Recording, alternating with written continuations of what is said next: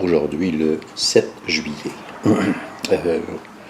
Il est environ 11h30. J'avais des commissions à faire cet avant-midi, entre autres, aller me chercher une nouvelle visseuse à percussion.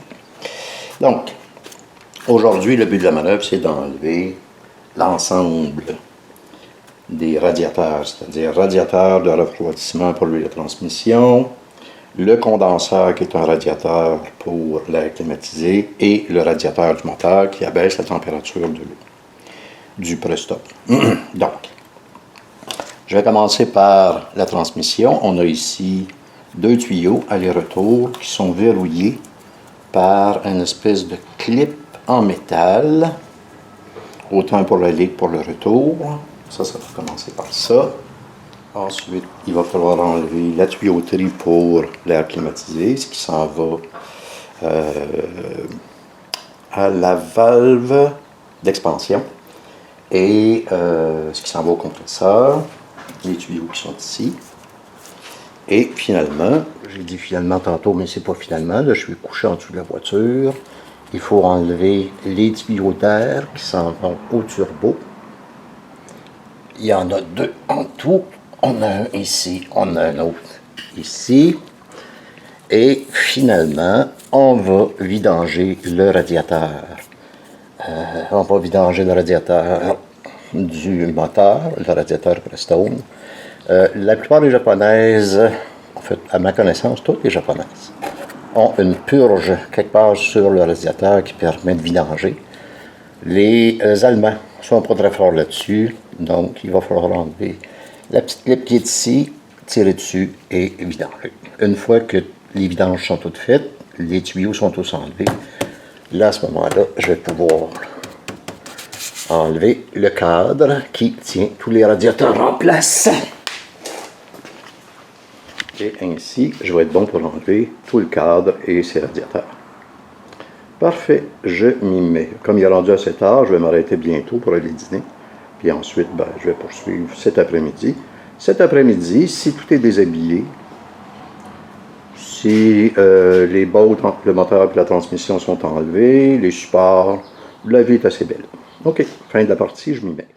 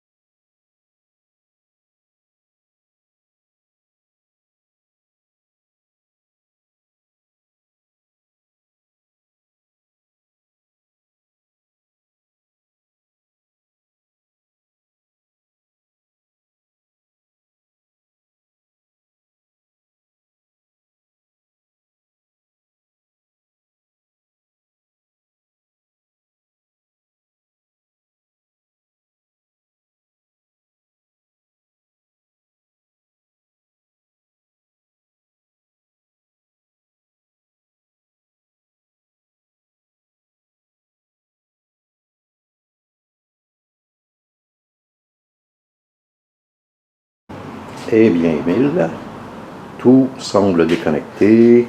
Tuyau d'eau, tuyau d'air, tuyau de réfrigération. Donc, tout ce qui reste, c'est d'enlever le cadre avec tous les radiateurs.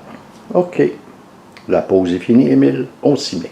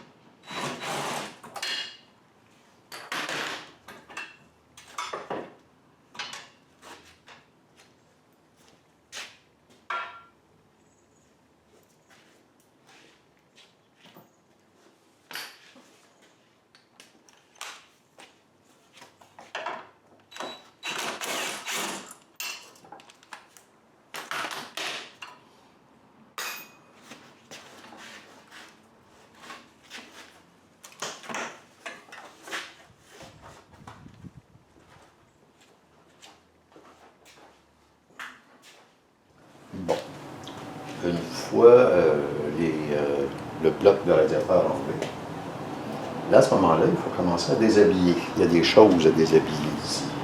Donc, entre autres, on va se débarrasser de tout ce qui peut être encombrant, parce que là, il va falloir séparer le moteur de transmission. On va se débarrasser de ce qui est encombrant, c'est-à-dire bol à air, tuyau ici, pourquoi pas enlever les tuyaux de là aussi. Et il va falloir enlever le tuyau de réfrigérant qui s'en va vers la valve d'évaporation. Donc celui-ci est enlevé. Parfait. Donc on va commencer par enlever ceci. Ensuite, enlever aussi d'autres tuyaux, histoire de dégarnir. Je commence par ceci.